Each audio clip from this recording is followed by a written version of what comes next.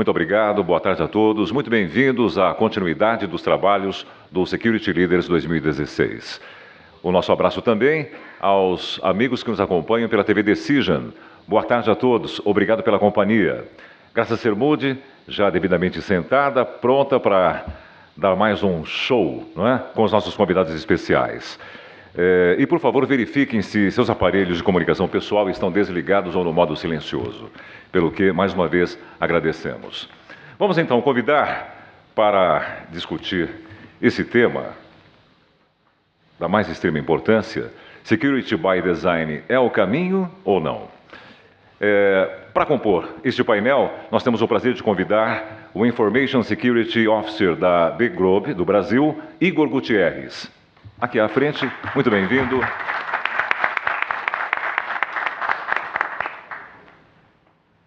Tudo bem? Boa tarde, por favor. Convidamos também o Head of Information Security do Magazine Luiza, Gil Santos.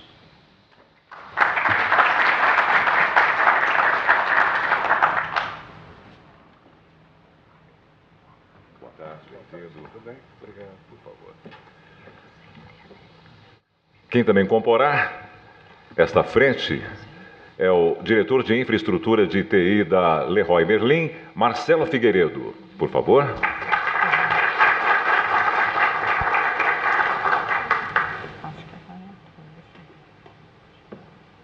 Boa tarde, tudo bem? Por favor.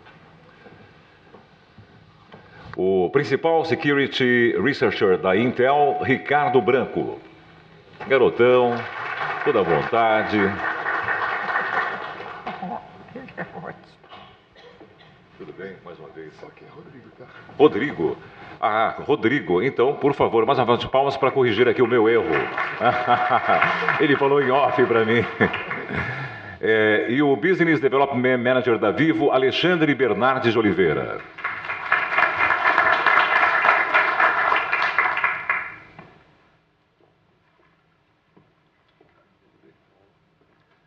Agora sim, Graça, por favor, é com você. Bom trabalho. Obrigada. Boa tarde a todos. Obrigada aí pela presença de vocês. Eu sei que após o almoço, né, a gente leva um pouquinho mais de tempo aí para se conectar, mas muito obrigada. Acho que nós estamos atingindo os nossos objetivos de reunir vocês em várias atividades e vocês estão aqui de volta para acompanhar esse painel de debates. Vocês que me assistem pela internet, já almoçaram, tomaram um cafezinho. Agora vamos acompanhar esse painel que eu acho super importante. Mandem suas perguntas, seus comentários na nossa plataforma e nós vamos trazer aqui, na medida do possível, as perguntas de vocês. Vocês aqui também na plateia presencial podem fazer perguntas, sinalizando para a gente leva o microfone até vocês. Só peço para serem bem assim concisos nas perguntas para a gente ter a oportunidade de trazer várias questões aqui para o nosso debate. Agradeço a presença de todos vocês. Mais uma edição do Security Leaders, companheiros que têm estado comigo em vários debates. O Rodrigo, de vez em quando, muda o crachá, né? Já esteve comigo no Hackers, né? Do CSO em várias ocasiões, agora está aqui com a gente. Então, eu acho que é um multimídia aí participando conosco, trazendo aí a sua visão sobre vários aspectos. Quem estava aqui no primeiro painel, por favor, levante o braço. A maioria, ótimo. Vocês se recordam que o primeiro painel, ele procurou entender um pouquinho qual é esse novo CSO, de que profissional de segurança nós estamos falando, quais são os skills, quais são os desafios desse profissional.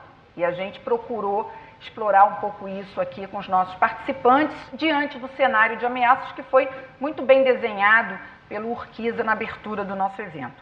Agora, nós vamos fazer um outro exercício, que é entender um pouco como que a gente transforma a cultura das empresas, as empresas de vocês, as empresas deles. E qual é o papel que eles têm nesse processo, e vocês também, como profissionais de tecnologia e de segurança.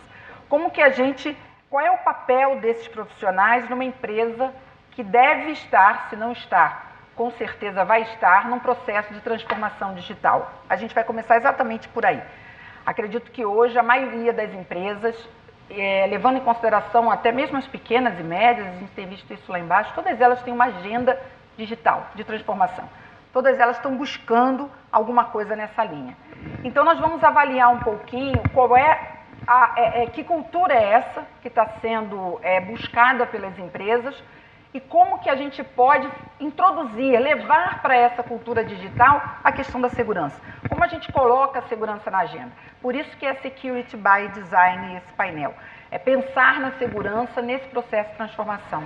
Eu gostaria de convidar o Gil para começar, já buscando, Gil, que você trouxesse, compartilhasse um pouco com a gente a própria experiência no Magazine Luiza, que a gente tem acompanhado, inclusive no TI Varejo também. Vocês têm um laboratório de inovação que está sendo bastante referenciado, é um projeto extremamente inovador. O André Fatala, inclusive, que dirige esse projeto, foi um dos premiados no TI Varejo.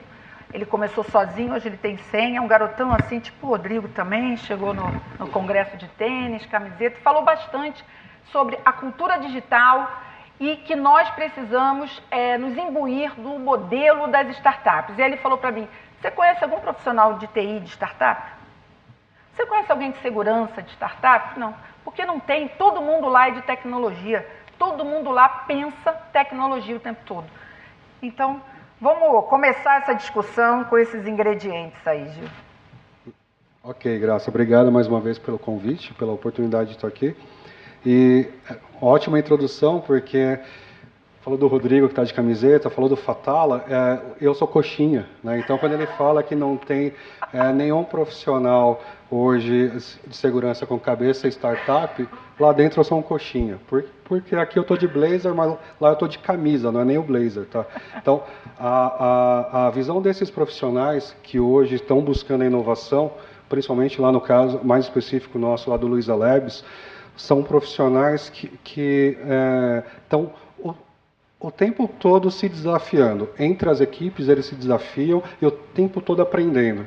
E por estarem o tempo todo aprendendo, eles estão assim, trazendo coisas que a gente não está acostumado a ver, que fogem muito do perfil das grandes corporações, né? Então, eles buscam normalmente, assim como eles são uma startup, né? Eles buscam outras startups, eles buscam assim, produtos que tenham mais a cara e a pegada deles.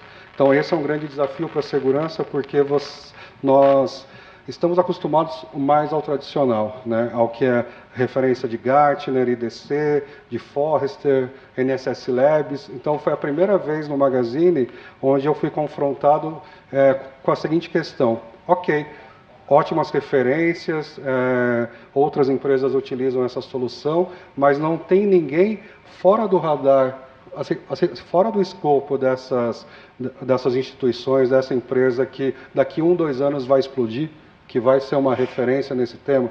E aí eu respondi, não sei, porque você me trocou de uma forma que eu não estou acostumado, porque normalmente o executivo, essa pergunta eu recebi do presidente da empresa, tá?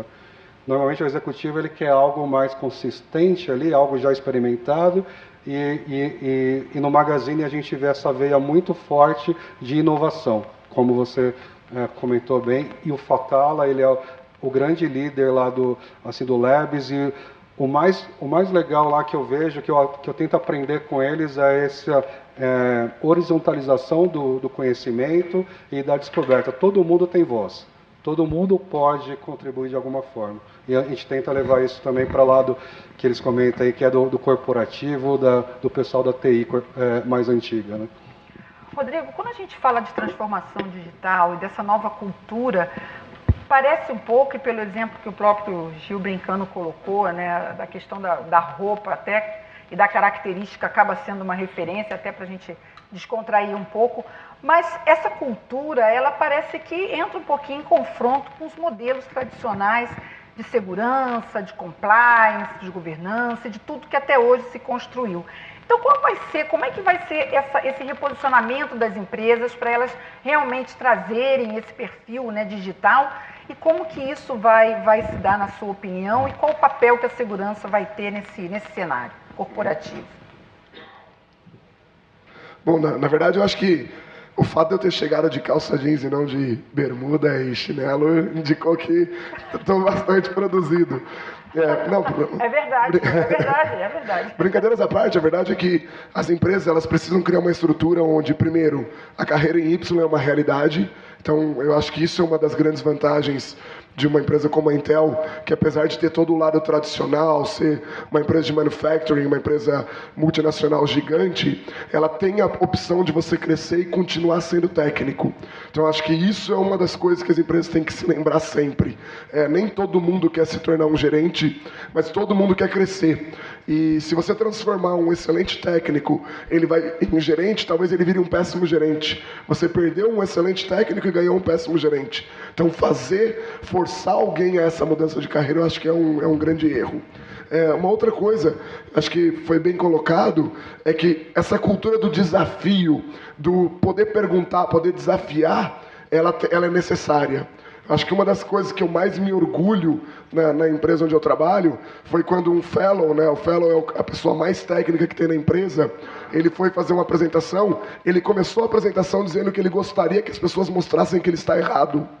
Porque se todo mundo simplesmente seguir ele, quando ele errar, todo mundo vai seguir para o lado errado. Porque as pessoas têm medo de falar, porque ele é uma pessoa mais alta na empresa, que ele está errado. Eu acho que criar esses dois elementos na cultura é o essencial para que a inovação aconteça e para que a empresa continue aí se renovando e trazendo novas tecnologias e fazendo e reagindo às ameaças. Igor, empresas tradicionais buscando um modelo mais digital, né? Como é que você vê essa transformação, levando em conta esses desafios que, de certa forma, já foram um pouco pontuados aqui pelo Gil e pelo Rodrigo, quando você olha uma empresa mais tradicional? Boa tarde a todos, obrigado, Graça. Eu queria levar mais para um modelo que não dá para se usar, que se usa numa startup, numa empresa. E vice-versa. Só um parênteses, também. Foi uma discussão, o painel não acabava porque a gente ficou exatamente aí, né? Exatamente. Até onde uma empresa tradicional tem que trazer o modelo da startup e vice-versa. Isso. Então hoje as startups tem algo no mercado conhecido, na América do Norte, que é a empresa unicórnio. Por que unicórnio? Essa etimologia desse nome é justamente pela dificuldade de se atingir um determinado evaluation em pouco tempo. Então são empresas com evaluation acima de $1 bilhão. Então nós temos exemplos do Airbnb, da Uber, entre outras. E tem as empresas decacórnios, acima de $4 bilhões. Temos o exemplo do Uber, por exemplo, que tem valuation hoje de $40 bilhões. Um detalhe é que todas as startups hoje, elas utilizam um modelo de desenvolvimento do seu negócio chamado de fail fast. Ou seja, eles têm que atingir o maior número de pessoas, no caso, os clientes, no menor tempo, e receber o maior investimento e ter o maior lucro. Uma empresa, você não se faz isso sem o planejamento a longo prazo. Então, as startups conseguem isso.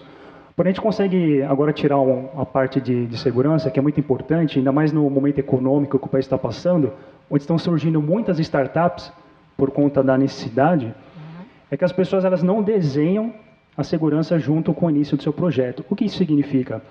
Por exemplo, LinkedIn, YouTube, o próprio dono da Tesla hoje, eles saíram da empresa PayPal. Tem algo no Vale do Silício que se chama máfia PayPal. Então, as principais startups que deram certo e hoje são bilionárias, têm um valuation acima de 10 bilhões, saíram de uma única empresa. Agora, o que elas levaram de inteligência do PayPal? Que informações elas levaram? Hoje, quando vai se criar uma startup, você não tem dinheiro, você tem uma boa ideia, um computador e um acesso à internet.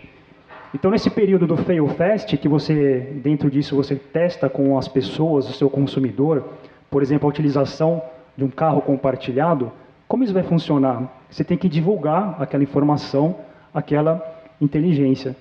E aí que muitas empresas, mais especificamente 30%, elas não vingam no período de 18 meses. Justamente porque não souberam tratar, né, de forma segura aquele seu plano de negócio, aquela estratégia. Na empresa já é algo mais diferente e bem elaborado, principalmente quando se trata de compliance. Eu queria falar um pouquinho sobre o modelo tradicional, explorando um pouco essa questão que o Igor colocou.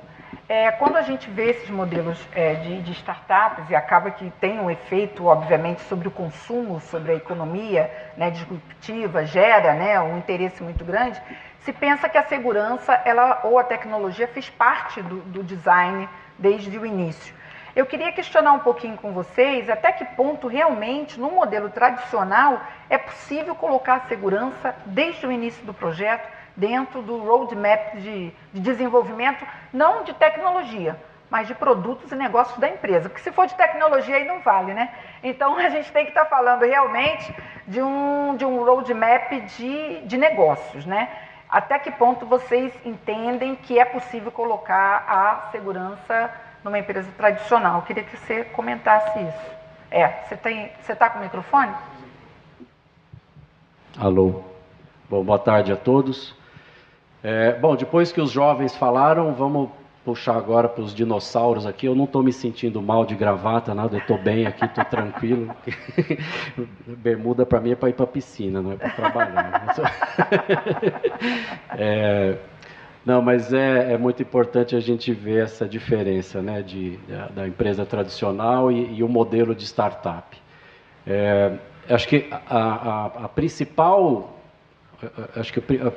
discussão aqui é uma startup, pelo próprio modelo de risco que ela já traz no negócio, né, como o colega acabou de citar, né, quer dizer, faz parte do negócio da startup ela se testar, ela se arriscar com um modelo novo.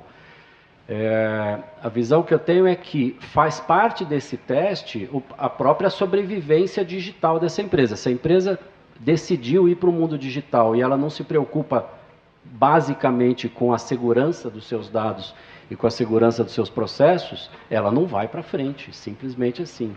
Eu acho que a questão de pensar segurança, quando a gente entra nesse modelo de startup, é questão de vida ou morte. Não dá para pensar diferente disso. Tá? E aí o fato de estar todo mundo envolvido com tecnologia, eu acho que ajuda bastante esse ponto. O que eu vejo dificuldade é fazer o casamento disso com a empresa tradicional. Tá. Né? A gente tem modelos diferentes de negócio, tempos diferentes para as coisas acontecerem, e eu acho que o grande desafio que a gente tem nas empresas tradicionais que estão buscando a transformação digital, que estão buscando o apoio desse ecossistema de startups para poder alavancar os seus negócios, é conseguir casar essa velocidade. Hoje de manhã você falava sobre isso, sobre a velocidade, né, com que as coisas acontecem, e a velocidade com que a área de segurança, e aí olhando para os modelos tradicionais que a gente tem, como é que as nossas áreas de segurança, como é que os nossos CSOs conseguem atender esses dois modelos completamente diferentes e com velocidades completamente diferentes, né? O ideal seria a gente conseguir colocar dentro da área de segurança os sprints, né? O modelo agile que a gente aplica no desenvolvimento. É importante que a gente também comece a pensar a segurança desse jeito quando a gente vai para o mundo digital. Né? E eu acho que esse é o grande desafio que a gente tem, porque são modelos de negócio completamente diferentes. Alexandre, na sua visão, né, diante desse desafio, o quanto você acha que é importante trazer essa cultura dessas empresas, a forma como elas trabalham com a tecnologia? Claro, já entendi que todos pontuaram que são empresas que têm, né, um roadmap diferente, objetivos diferentes, mas tem aspectos muito interessantes do ponto de vista tecnológico e até de segurança, a forma como isso faz parte, né, dentro da estrutura da empresa. Como que você acha hoje, na sua opinião, que as empresas tradicionais poderiam seguir esse caminho? Que aspectos elas poderiam trazer para a área de TI e segurança, pensando nesses modelos? Boa tarde. Bom, pensando em cima de um design, em cima de segurança da informação, o primeiro ponto que é muito complicado para uma startup é a questão de custos, né? Hoje você pode fazer uma startup com dois, ou você mesmo sozinho fazer uma startup, mas tem essa questão do custo, né? Hoje as soluções mais simples de segurança, se você for analisar, todas são em dólar. Se você traz isso para o mercado brasileiro, você tem que ter no dólar 3,15 mais ou menos. Você tem que ter um investimento, ou você tem que ter um patrocinador por trás, né? Se você está dentro de uma incubadora, né, das startups, geralmente essas incubadoras pensam em segurança.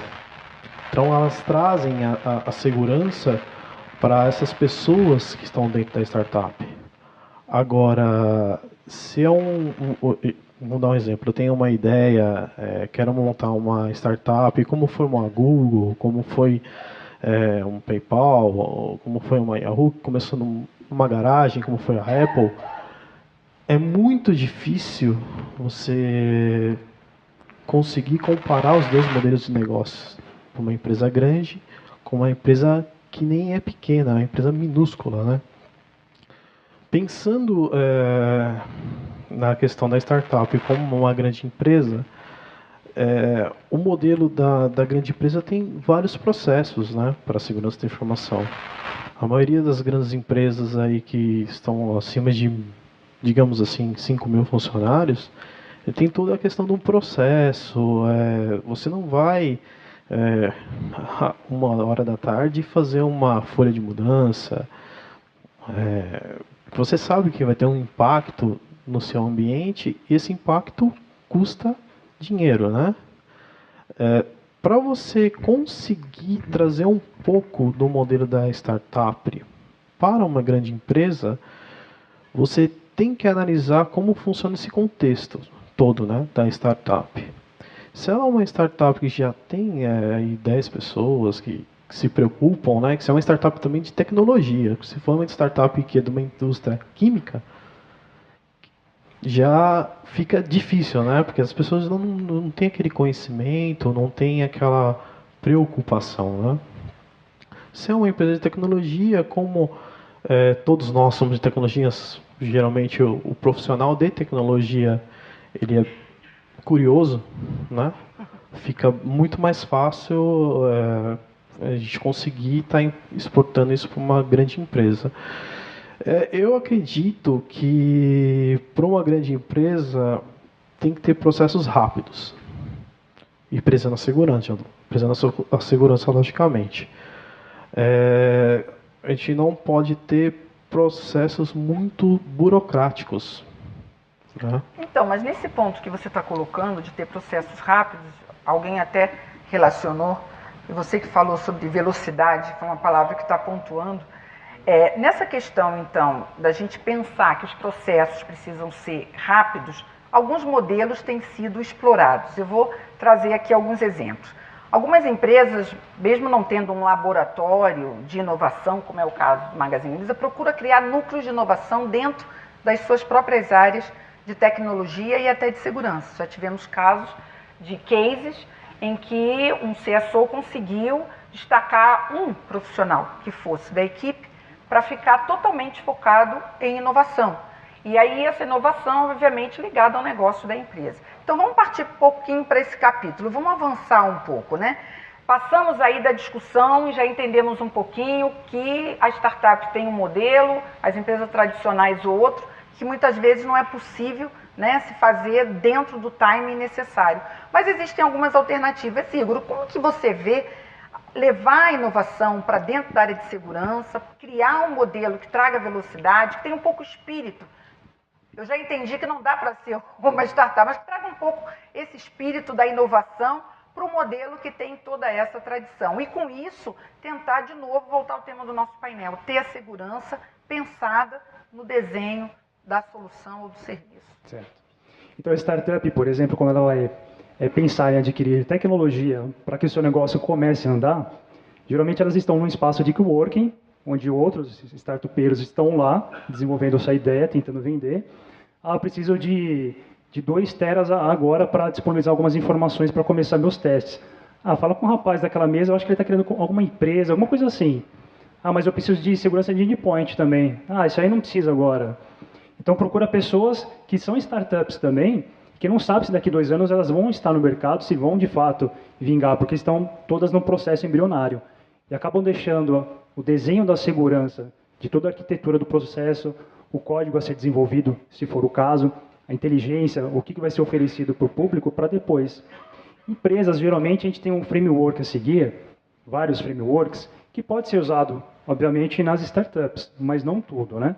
Onde a gente contrata empresas, players, já estão há muitos anos no mercado com um produto bem disseminado, em funcionamento, Aí o que vai diferir é o intelecto e a perspicácia do profissional que está agindo, o de segurança naquele momento, em tomar a decisão. Seja ele uma pessoa sócia de uma startup ou dentro de uma equipe de segurança ou de TI dentro de uma empresa. Gil, como é que a gente cria uma cultura de segurança numa empresa que está em processo de transformação digital? Como é que se cria essa cultura? Como é que você vê o papel, a importância do profissional de segurança num contexto como esse? Legal. Até voltando um pouquinho na questão da inovação, a mentalidade da inovação ela não pode estar restrita, no nosso caso, ao Labs, né? E é isso que o Fred, que é o nosso presidente, pede muito.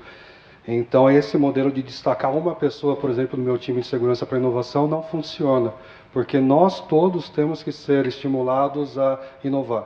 Então, ele não acredita no modelo onde você cria uma célula de inovação ou você destaca um recurso, um profissional. Isso ele vem trabalhando com a gente essa questão. A inovação ela faz parte, ela é um dos valores da empresa. Então, dos 5 pilares estratégicos da companhia, 4 deles são totalmente voltados para a digitalização. Então, se a gente não pensar em inovação, se a gente não pensar digital, a gente não vê futuro assim, para a nossa empresa. Então, todos são estimulados a pensar isso. Como segurança, a dificuldade é enorme, porque eu sou acostumado a colocar o controle, por exemplo.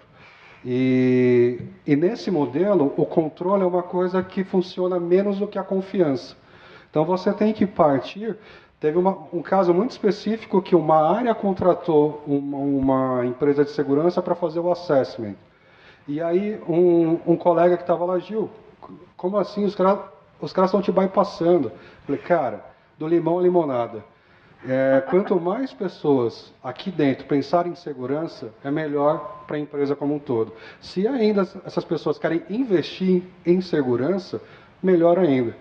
Então, o papel que eu vejo, o meu papel ali, é muito mais viabilizador, muito mais consultivo e muito mais ali, assim, não ser o cara do não, né? Acho que não sei se eu posso assim, citar o nome de uma empresa aqui, não sei se ela posso citar.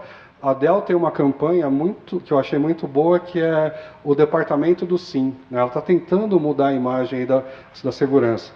E dentro do Magazine a gente está vivendo isso. A gente precisa estimular as pessoas, a nossa equipe de segurança, a participar dos projetos com o viés de viabilizar e não com o viés de bloco. O viés de bloco a gente vai ser bypassado o tempo todo, o pessoal vai dar um jeito de fazer. E o interessante é que aí eles começam a nos envolver quando eles percebem que o nosso viés é muito mais assim, colaborativo. Então, isso não é da noite para o dia, é uma cultura, eu estou aprendendo, a equipe está aprendendo, mas a gente está caminhando nesse sentido, colaborar cada vez mais com as áreas de negócio e se mostrar presente ali como alguém que quer viabilizar, e não como alguém que vai jogar água no chope da galera que está lá querendo emplacar um serviço ou um produto novo. Excelente. Rodrigo, eu queria que você comentasse um pouquinho essas colocações do Gil, eu achei bastante interessante. A gente fica um pouco com a sensação de que, de certa forma, por ser uma área de controle, né, por mais que a gente queira falar do novo perfil do CESOL, um dos papéis da segurança é esse, é monitorar, é controlar, e às vezes realmente fica um pouco, né, quando você parte para um modelo de inovador, ele é disruptivo. Tem-se a sensação que você está perdendo o controle, de que todo mundo está passando, né, a entrar naquela seara, a discutir. Pelas experiências que você tem visto, o quanto que isso é desafiador na sua opinião e o que de certa forma, isso pode trazer de bom para a área de segurança, se essa cultura for disseminada na empresa e, num determinado momento, parecer que está perdendo o controle, mas, na verdade, pode estar aí conseguindo realmente levar uma mensagem que possa envolver toda a companhia, né? Perfeito. Na verdade, eu sou bastante conhecido como uma pessoa que quebra tudo que todos os outros estão fazendo, né? Então, só que eu também eu sempre tento aquela postura assim, primeiro eu tento valorizar o trabalho dessa outra pessoa. Porque se eles estão desenvolvendo um produto, eles estão investindo um tempo naquele produto, se eles têm uma necessidade de mercado, se eles têm que ter uma necessidade competitiva, no final também me beneficia, certo? A empresa que eu trabalho também vai melhorar graças ao trabalho dessas pessoas. Então o que eu tento fazer é, primeiro, conscientizar eles dos riscos. Eu deixo claro que eu não estou ali para atrapalhar, eu não estou ali para nada. A decisão no final nem sequer é a minha, eu só quero que quando a decisão seja tomada, todos os fatores que influenciam essa decisão estejam presentes e sejam entendidos. Eu acho que o grande erro da segurança da informação é a gente simplesmente assumir que as pessoas do outro lado entendem, ou têm que entender, mas a gente acha que a gente não tem que entender o que eles fazem também. Certo? Então, se você chega num produto, você fala, não, você tem que colocar segurança desde o começo do produto. Só que isso vai encarecer em 3 vezes o valor do desenvolvimento. O produto vai demorar 1 ano a mais para ser lançado e a sua empresa não vai ser competitiva no mercado, não adianta ter segurança da informação ali. Ao mesmo tempo, ele tem que entender que se ele colocar o produto no mercado e no primeiro dia um pesquisador publicar uma vulnerabilidade e essa vulnerabilidade acabar caindo na mídia, a mídia publicar, a empresa como um todo não vai vender mais produtos. Eu acho que isso é uma conversa e ambos os lados têm que entender e estar dispostos a ceder.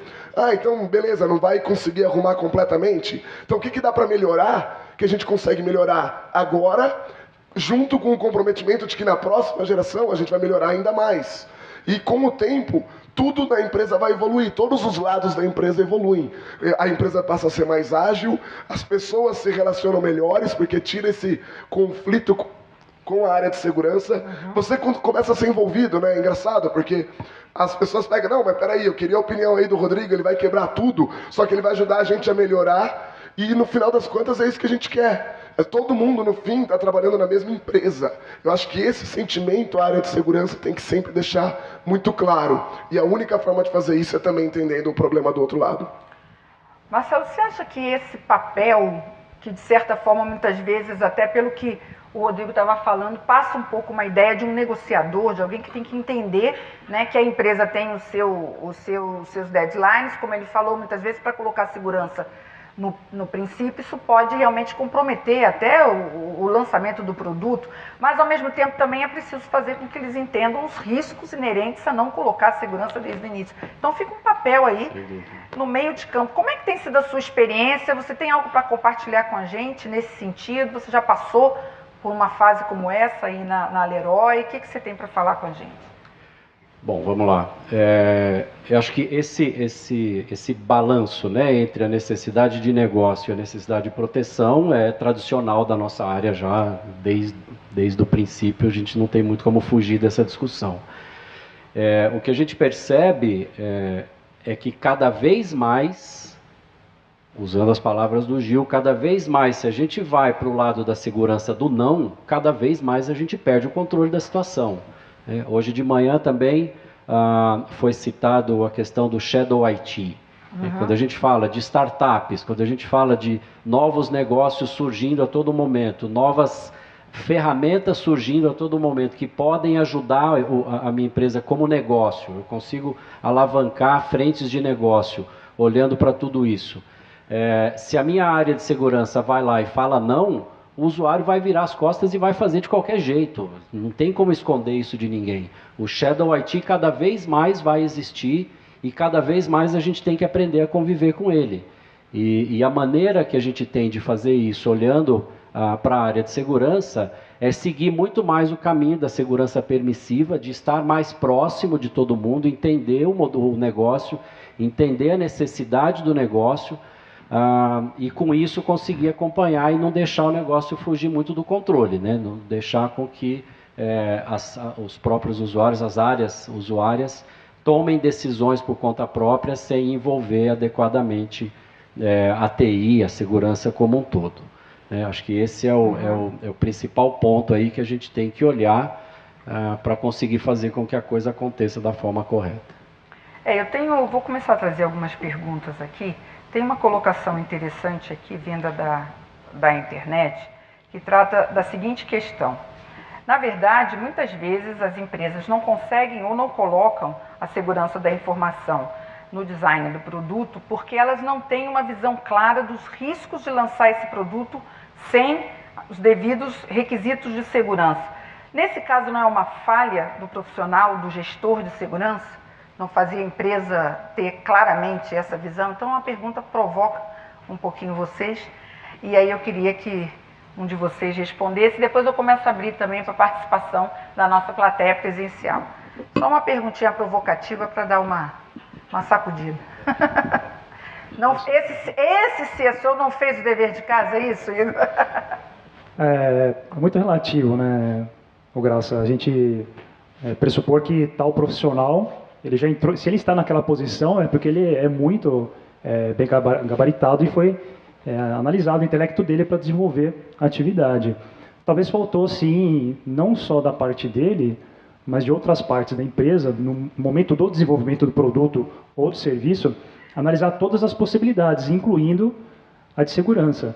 Diferente no modelo de indústria, que às vezes requer isso de você. Agora, a inovação está, de fato, nisso que a gente conversou aqui. Não é nós sermos as pessoas do não, senão seria inovar não, né? Não inovação. É quando o nosso cliente final, ele percebe, poxa, eu recebi algo diferente agora e está melhor. E ele não sentiu no uso do produto ou do serviço que no background houve todo um desenvolvimento, principalmente para que ou a informação dele ou o próprio funcionamento do produto fosse seguro. E vocês acham que nesse caso, onde que falhou aí? O assessor não fez o dever de casa ou as empresas realmente... É muito difícil convencer as empresas dos riscos quando ela está num afã de lançar um produto, principalmente se for a turminha do marketing, né?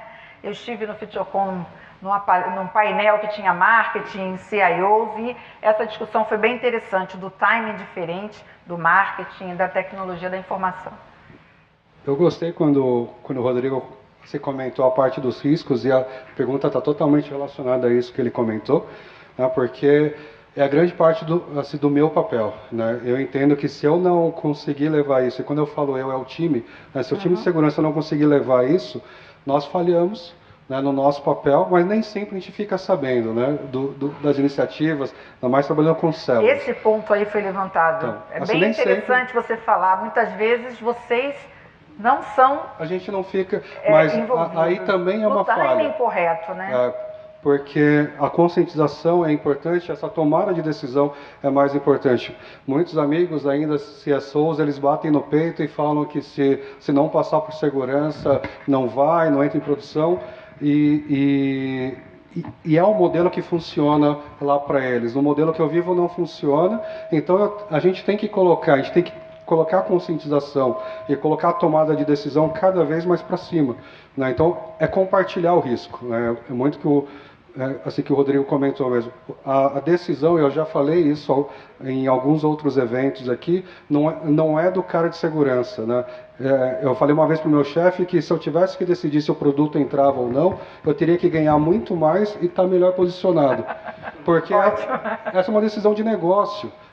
Por mais próximo ao negócio que eu tento ser, eu não tenho todas as informações. Não tenho como decidir se vai ou não, se a gente pode correr esse risco ou não. Então, quanto mais para cima a gente leva essa decisão e com mais pessoas, principalmente no nível executivo, a gente compartilha, mais mais seguro todo mundo fica, né? Porque todo mundo está ciente do risco. Agora, na prática, graça nem sempre. Então, é o que eu falo, nem sempre a gente é envolvido, e aí minha responsabilidade, a minha culpa é não... conscientizar as pessoas adequadamente que a área de segurança precisa estar envolvida. Então, a gente tem que trabalhar dia a dia nisso. Pergunta da nossa plateia. A plateia está quietinha, depois do almoço. Aí eu vou, né? Insisto. Boa tarde, Graça. Boa tarde a todos aí do painel. Que bom fazer uma pergunta da plateia. Vamos lá, todo mundo quieto, eu resolvi levantar a mão, né? Vamos ser polêmico também, então. Só assim os outros se animam também, né? Quem sabe? Pois não. Eu sou do nosso concorrente da Leroy, eu sou da Consdecor, sou da Dicico, Grupo Falabella, sou de MAC. É um prazer escutar você da Leroy também, o Igor, ex-Crefisa e colega. O que eu coloco para vocês, pegando um gancho de startup, né? A gente esqueceu de falar um ponto, que é o ponto do MVP, né, Igor? Eu acho que quando a gente começa uma startup, começa com o mínimo do produto viável, é óbvio que um cara de segurança da informação vir falar para um jovem, como usar o startupeiro aí, né?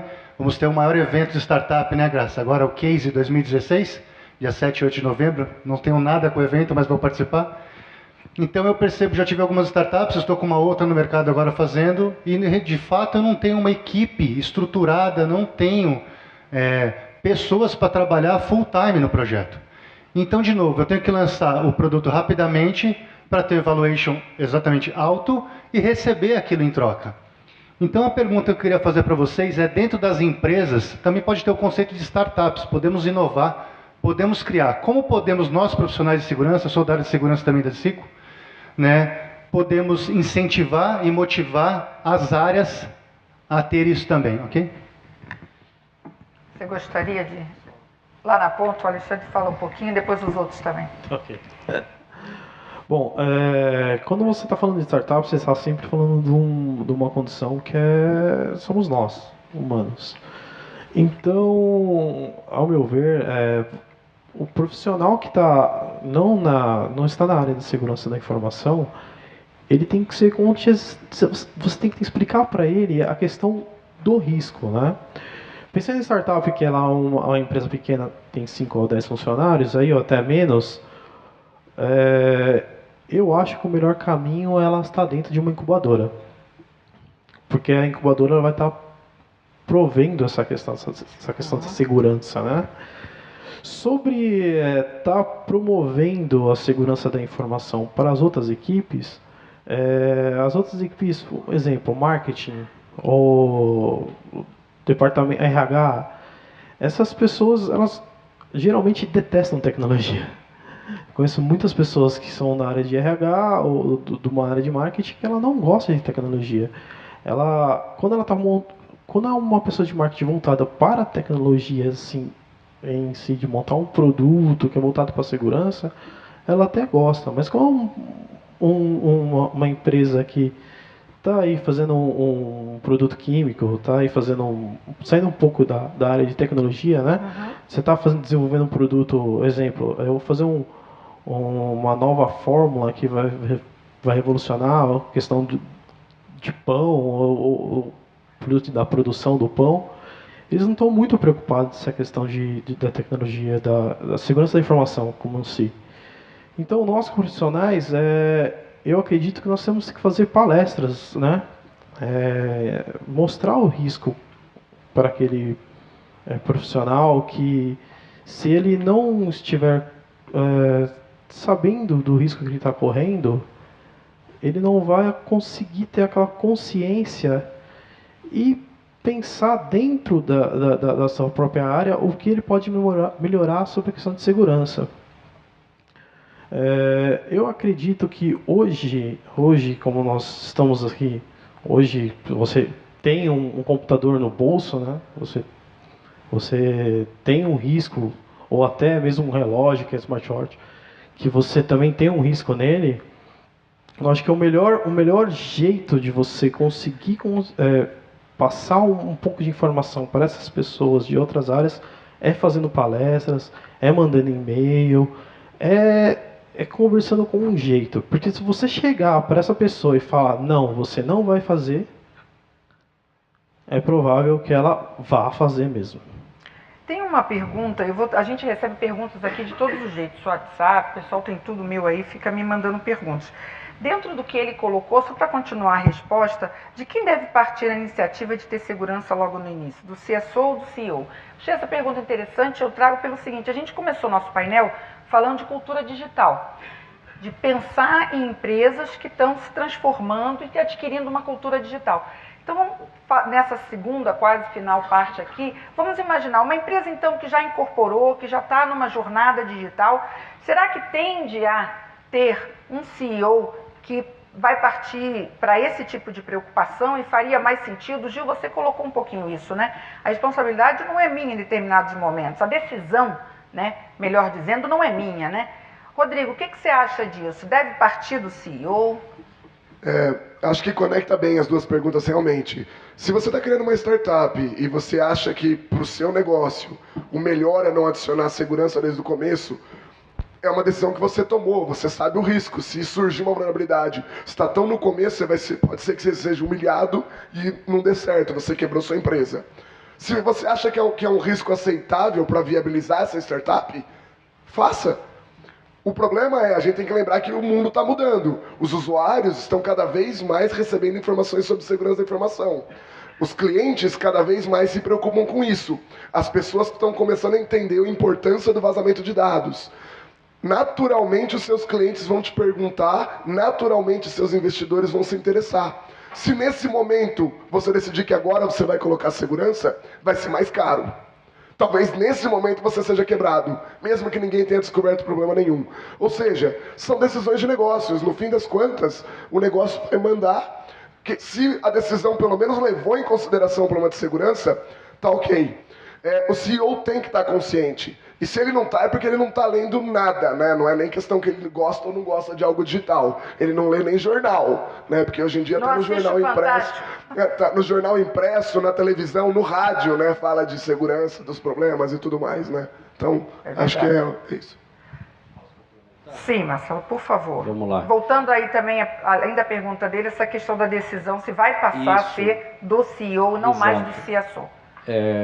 Eu acho que isso tem que fazer parte de uma estratégia corporativa de uma forma geral. Acho que esse é o melhor cenário que a gente pode ter.